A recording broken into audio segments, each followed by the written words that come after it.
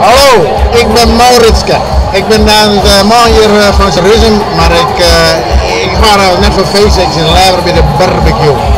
Wat vind je ervan voor dit feest? Oh, ik vind het een heerlijk feestje. Maar je komt mee, maat.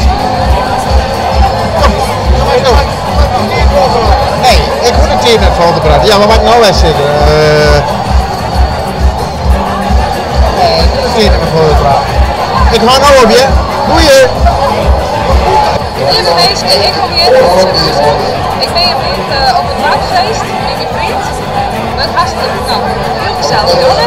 En ik zie je dus even om een act. Nou, ik ga het echt een act. Ik ben voor mezelf, soms ook net. Nou, dit is dus een hartstikke mooi initiatief. Ik ga Fries praten.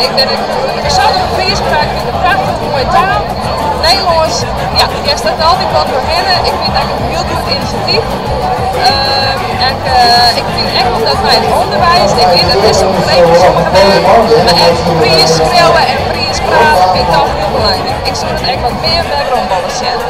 Ik had namelijk bij iedereen gehoord en het proces dat is ook echt heel leuk vinden. Ik had met de vrouwen, ik heb een vrouwenrijwijs, Ingrid, die ook en gaat heel wat gefeliciteerd. Ook dat ik mooi in het Fries opschreven. Friesland, we hebben het gehad zelfs. Mooie provincie. Hoi, ik ben Danielle. Ik ben Friede. En ik kom uit Schuizen. Ik kom ook uit Schuizen. En we kennen elkaar van sport. Judo. Ja. Ik vind de speelweek heel erg leuk. Ja, en ik ook.